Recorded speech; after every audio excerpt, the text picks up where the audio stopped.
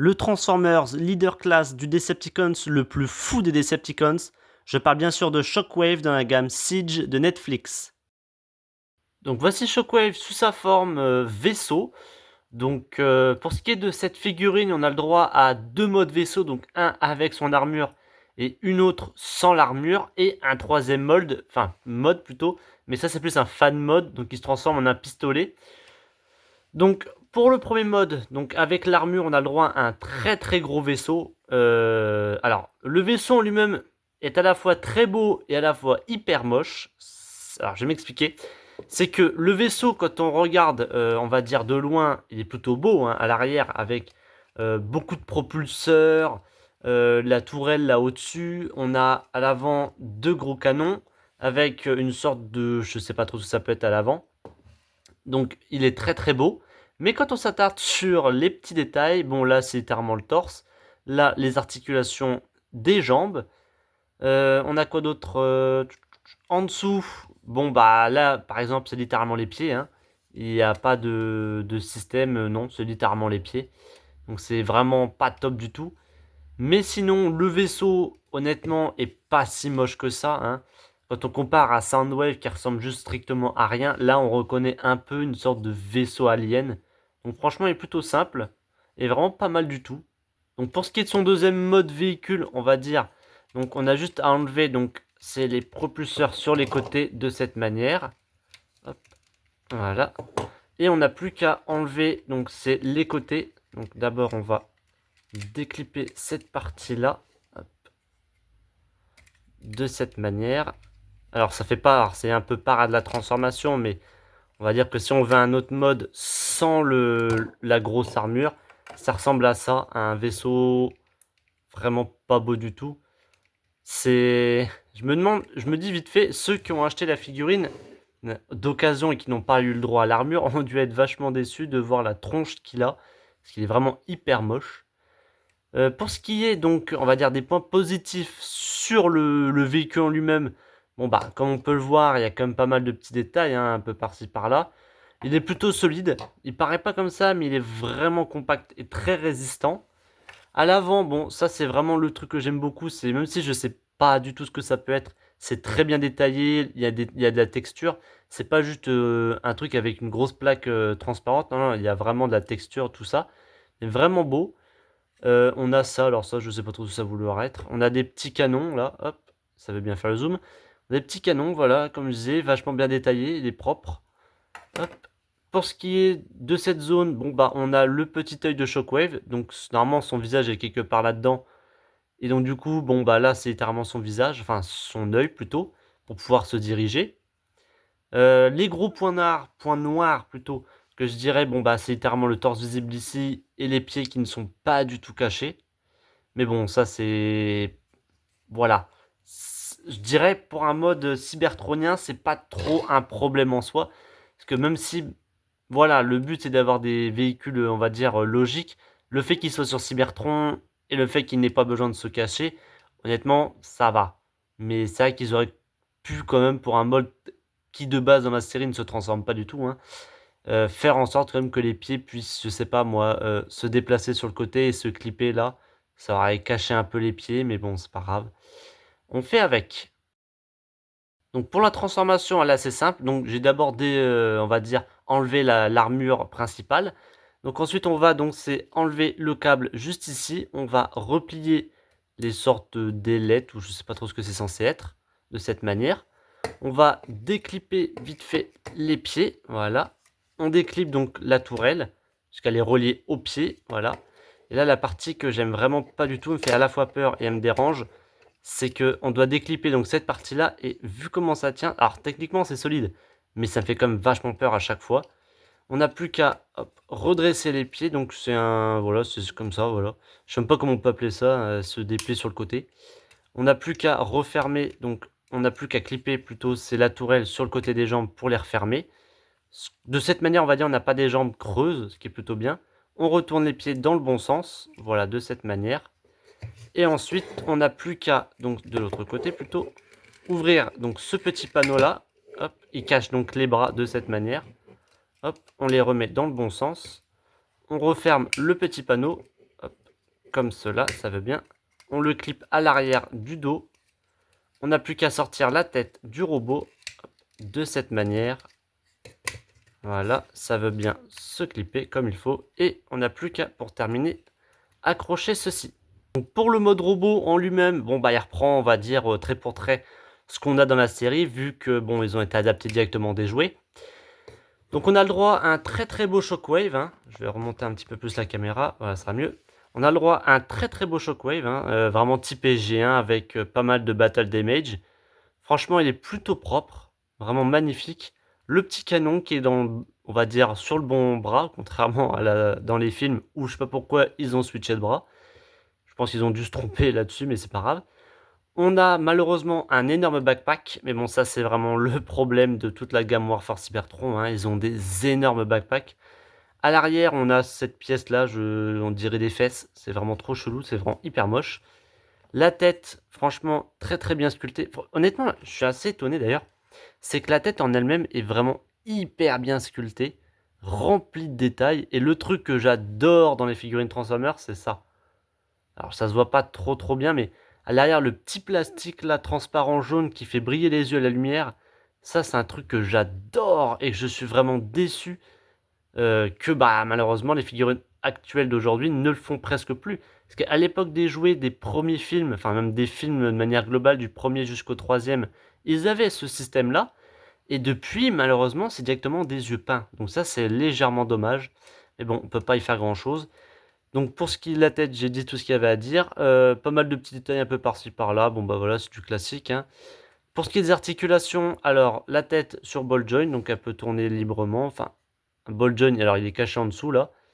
Voilà. Les bras, hop, donc lui peut tourner, voilà, librement comme ça. La main peut tourner, voilà. Un peu rigide, la mienne, mais c'est pas grave. Le bassin peut tourner. Donc le bassin, voilà, peut tourner de cette manière, est totalement libre, hein. Les jambes, bon bah voilà, c'est du classique. Sur Ratchet par contre, hop, voilà. Les genoux peuvent se plier. Les pieds sont complètement... Non, j'ai rien dit. Alors, on peut les tourner de gauche à droite, mais pas vers l'avant, malheureusement. Et pour ce qui est du canon, hop, même si il y a cette partie-là qui gêne un peu, honnêtement, il reste quand même vachement mobile. Et le câble tient vraiment bien, contrairement à bah, le jouet Dark of the Moon, où le câble tient pas forcément hyper bien. Honnêtement, vraiment très bonne figurine. Maintenant, on va regarder avec l'armure. Donc pour ce qui est des pièces de l'armure, on a le droit donc à ces petites pièces là comme ça. Donc ça va être la partie pour les pieds, hein. Donc voilà, encore quelques petits détails par-ci par-là.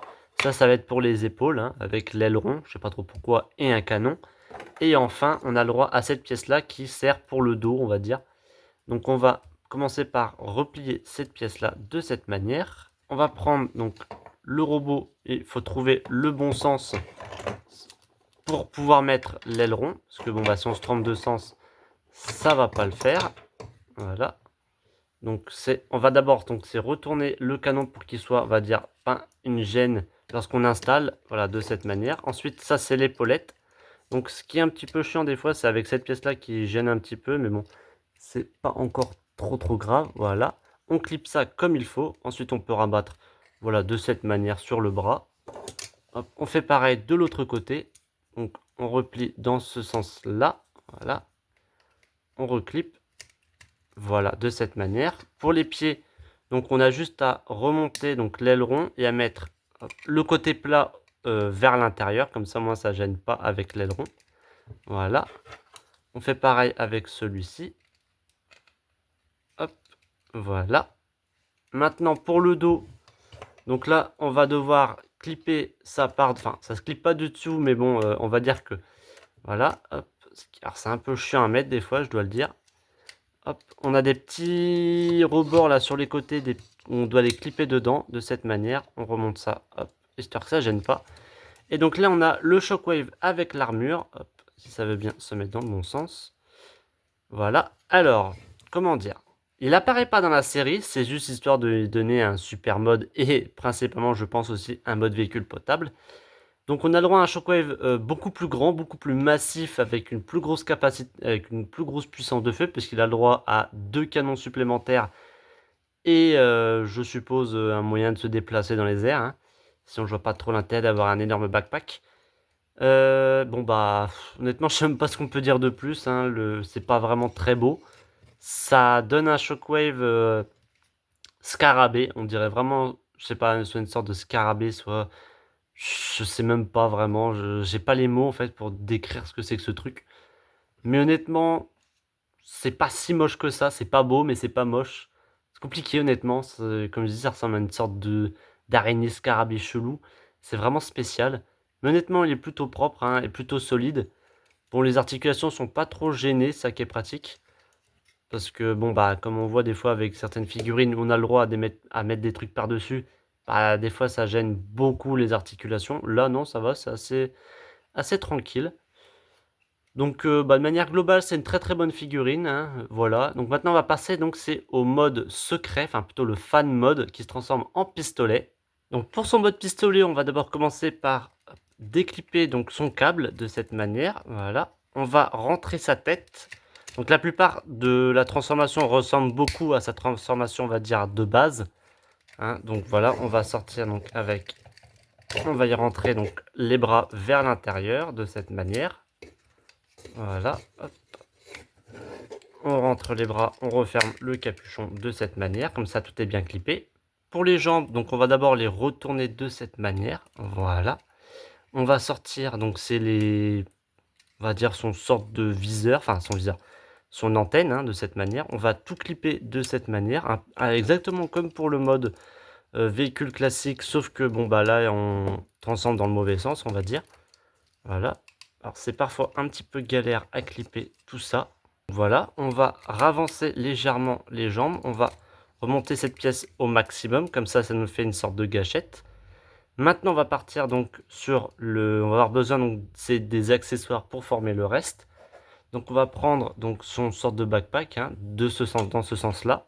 Donc les canons vers le bas et on va accrocher ça avec dans ce petit trou. Alors des fois c'est compliqué à viser, c'est pas très très simple. Hop, voilà, de cette manière. On fait pareil de l'autre côté.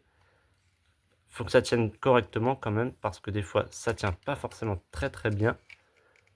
Hop, on clip de l'autre côté également. Et pour finir, on va avoir juste besoin, donc c'est des zones des pieds. Donc les ailerons, on va les mettre vers l'intérieur. Et on n'a plus qu'à clipper, donc c'est cette partie-là avec ce petit bout, ce petit bitonio juste ici. Donc on les clip vers l'intérieur de cette manière. Pareil de l'autre côté, hop, on clip comme il faut. Hop, si ça veut bien, des fois c'est un petit peu complexe de cette manière. Et on n'a plus qu'à accrocher le câble juste ici. Alors l'enfoncez pas trop parce que des fois après, si on veut l'enlever, c'est assez galère, c'est un peu dur. Donc voilà, juste comme ça, c'est suffisant. Et si on veut, on peut remonter donc cette zone-là, la plier légèrement pour en faire une sorte de petit viseur. Et là, on a donc Shockwave en forme pistolet. Donc là, c'est la gâchette, le viseur. Et honnêtement, on a le droit à un très très bon feeling de cette manière. C'est un peu comme le mode lampe de Soundwave et mode radio cassette, hein, un peu caché. Mais là, cette fois, on a vraiment un très très bon feeling. Je sais pas si ça se voit dans la caméra, mais honnêtement, on a vraiment l'impression de tenir un vrai pistolet enjoué. C'est hyper propre, vraiment super bien. Alors, je sais qu'ils aiment bien faire tout ce qui est un peu secret. Je pense qu'il a été conçu histoire qu'on puisse pouvoir quand même en faire un mode pistolet. Parce que bon, bah dans la G1, il se transforme en un pistolet, ce qui n'a d'ailleurs aucun sens. Mais bon, c'est la G1, je dirais. Mais là, ouais, on a un très très beau pistolet, hyper bon feeling, hein, avec un petit viseur. Vraiment magnifique. J'adore vraiment ce Shockwave. Je le voulais depuis hyper longtemps. Et l'avoir enfin dans ma collection, c'est vraiment quelque chose de génialissime. Si la vidéo vous a plu, n'hésitez pas à vous abonner, à partager et à commenter. Et on se retrouve pour une prochaine vidéo.